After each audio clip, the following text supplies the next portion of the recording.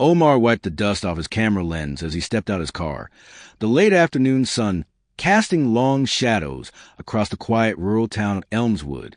He had traveled far for his next photojournalism piece, a series about forgotten and haunted places scattered across the countryside. His next destination? A place marked in red ink on an old map he'd found online. Hanging Man Hill. The name alone intrigued him. It sounded like something out of a ghost story, exactly what he was looking for. He walked into a nearby diner, hoping to ask for directions. Inside, the atmosphere was dim and dated.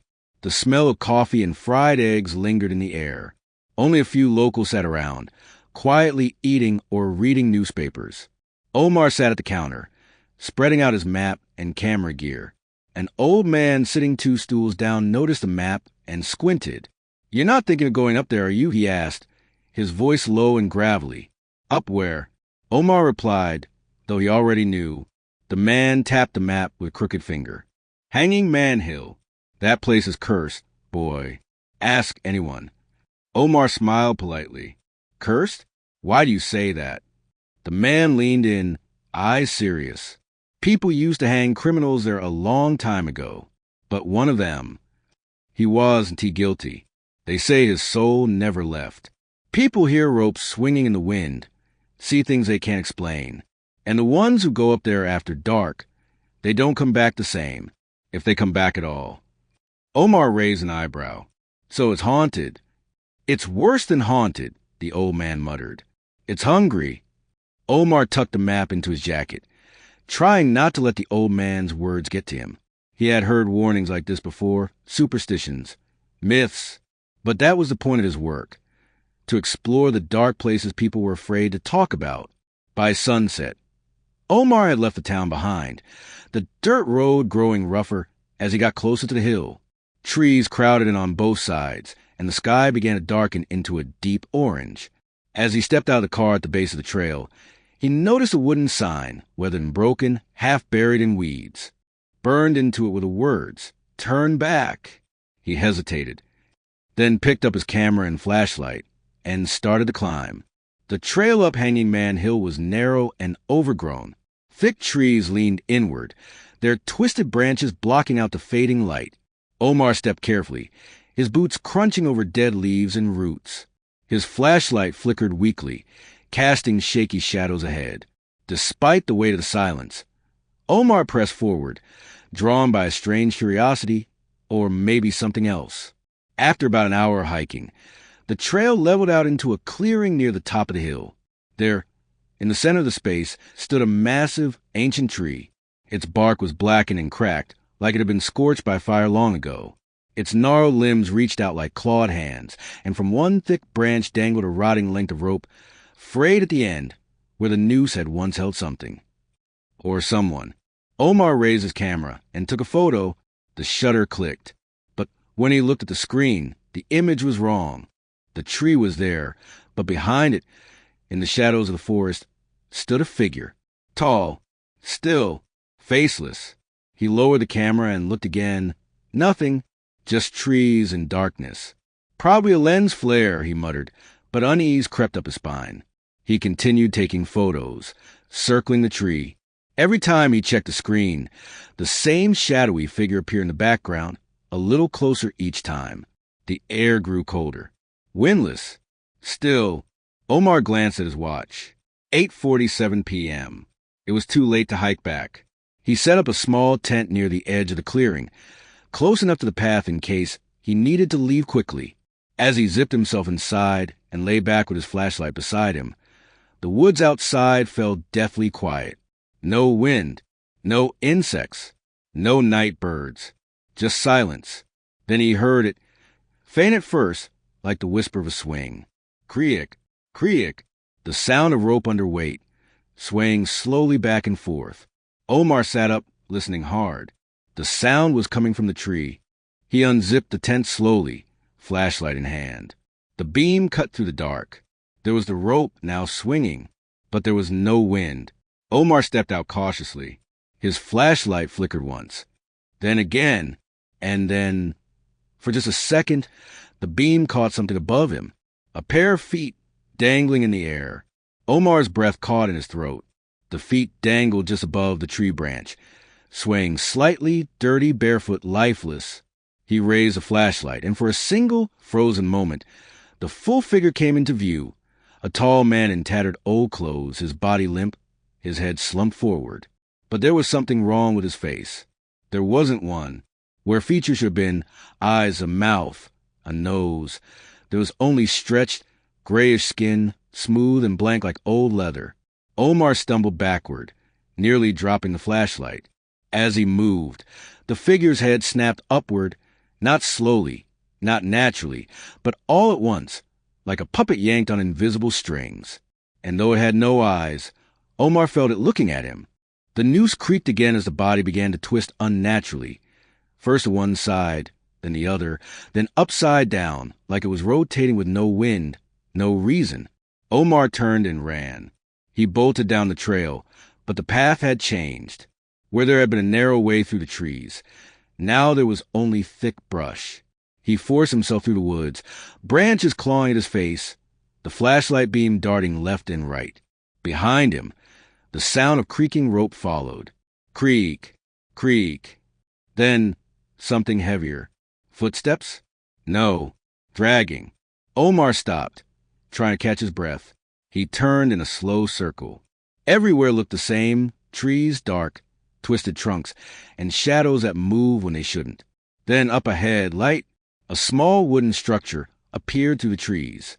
An old cabin, half collapsed and leaning sideways, hidden deep in the forest. Omar rushed toward it, forcing the door open with his shoulder. Inside, it smelled of mildew, dust, and rot. He slammed the door shut, bolting it with a rusty plank of wood. His flashlight caught old papers scattered across the floor, faded photographs, newsprint. One article had a headline barely legible under water stains. Man hanged for murder, claims innocence until final breath. Omar's hand shook as he picked up the newspaper. The photo beneath the headline showed a group of angry townspeople, and one man being dragged up the hill, his face slightly clearer than the rest. It was the same man Omar had just seen, the same clothes, the same build. But this time, he had a face, eyes full of fear and fury. Suddenly, the wind slammed against the cabin. The window rattled. A whisper echoed from the walls. He was innocent.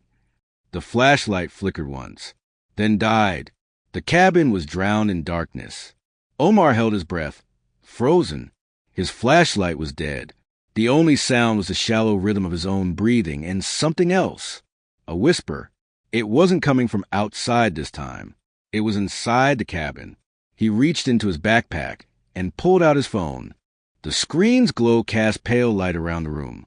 Dust floated in the air like tiny ghosts. He scanned the walls. Names were scratched into the wood, old and frantic. Some crossed out, some repeated. Thompson, Adler, J. Reeves. The same names were circled in the newspaper article he'd just found. The names of the men who sentenced the hanged man to death. Omar's fingers brushed against a small leather-bound journal under a pile of rotted wood. He opened it. Inside were frantic entries. They lied. They framed him. The judge knew. They all knew. He swore he'd return. We hear the rope every night. Then on the last page, no one escapes the hill. Suddenly, the window shattered. Glass sprang into the room. Wind howled in unnatural, freezing. Omar ducked, his phone slipping from his hand and clattering across the floor. He looked up. The mirror on the far wall was no longer empty. In its reflection stood a man, the hanged man, his faceless head tilted, his body still swinging slightly from a rope that didn't exist in the room. Omar spun around, but the room was empty. Only in the mirror did the man appear. And then, slowly, the noose appeared in the mirror too, hanging from the ceiling above Omar. The mirror cracked down the center. Omar grabbed his phone and bolted out the door into the trees. The forest was darker now, almost alive. Branches reached for him. The ground beneath him felt soft, like it wanted to pull him under. He didn't stop running until he collapsed at the base of the hill, chest heaving. Through the trees, he could still see the blackened tree above. The noose now glowed faintly, like it had been waiting for him to come back. And somehow Omar knew this wasn't about ghosts. It was about justice, justice twisted into vengeance. And the hanged man wouldn't rest until the truth was spoken aloud. On that hill, Omar stood slowly. There was only one way to end this. He had to climb the hill, one last time. The sky above Hanging Man Hill was the color of ash.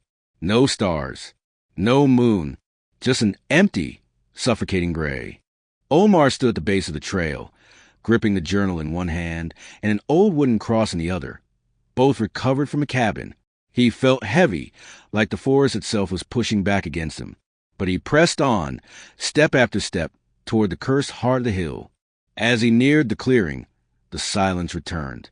The kind of silence that swallowed every breath, every heartbeat. Then the tree came into view, black, monstrous, waiting. The rope swung lazily, as if it knew he was coming. Omar stepped into the clearing and raised the journal. His voice trembled, but he forced the words out. Your name was Elias Gray. You were innocent. They lied, and they left you to die alone. The wind began to stir, just slightly, like the hill was listening. You were never buried. No, justice was given. But I know the truth now, and I'm sorry. A crack of thunder rang out overhead, though the sky showed no clouds. Suddenly, the noose snapped down from the tree, coiling around Omar's wrist like a whip. He shouted and yanked his arm free, stumbling backward.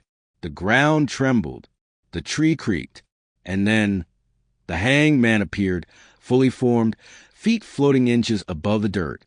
His faceless head tilted once, then twice, as if studying Omar, but he didn't attack. Instead, he pointed, a slow, deliberate gesture, toward the base of the tree. The earth cracked open, revealing something buried. Bones. Shackled, Omar dropped the cross into the open grave. He laid the journal beside it. Then he spoke one last time. Let this be your resting place. You're not forgotten anymore. The figure remained still, then slowly began to fade, not like a ghost disappearing, but like smoke released from a bottle, rising peacefully into the air. The noose fell limp. The wind returned. The woods breathed, and the curse lifted. 1 week later, Omar published a full photo essay titled The Hill That Remembers. None of his photos showed the ghost, but the tree, the grave, the journal, they were all real. Locals stopped whispering and started speaking. The town placed a memorial stone at the base of the hill. As for Omar, he never returned to Hanging Man Hill. But sometimes, when he passed a mirror, he thought he saw a figure behind him just for a second. Not angry, just watching.